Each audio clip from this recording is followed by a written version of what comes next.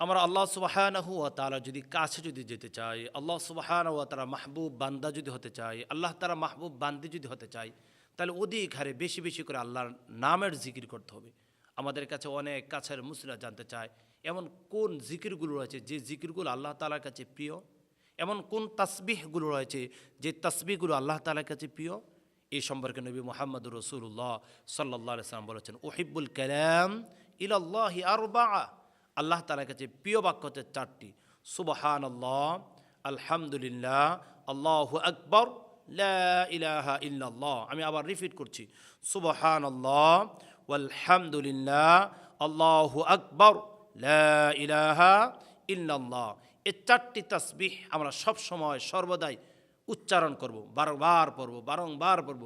সুবহানাল্লাহ, সুবহানাল্লাহ, আলহামদুলিল্লাহ, আলহামদুলিল্লাহ, আল্লাহু আকবার, লা ইলাহা ইল্লাল্লাহ। এ তাসবিহ পাঠ করতে করতে সারাক্ষণ আমরা আমাদের জিহ্বাকে ভিজিয়ে রাখবো। যদি ভিজিয়ে রাখতে পারি তাসবিহ পাঠের মাধ্যমে, পরকালে আল্লাহ তাআলা নাজাতময় জান্নাত অবশ্যই আপনাকে দান করবেন। আল্লাহ তাআলা আমাদের সব সময় সারাক্ষণ সর্বদাই জিকিরে মশগুল থাকার তৌফিক দান করুক। আল্লাহুম্মা আমিন।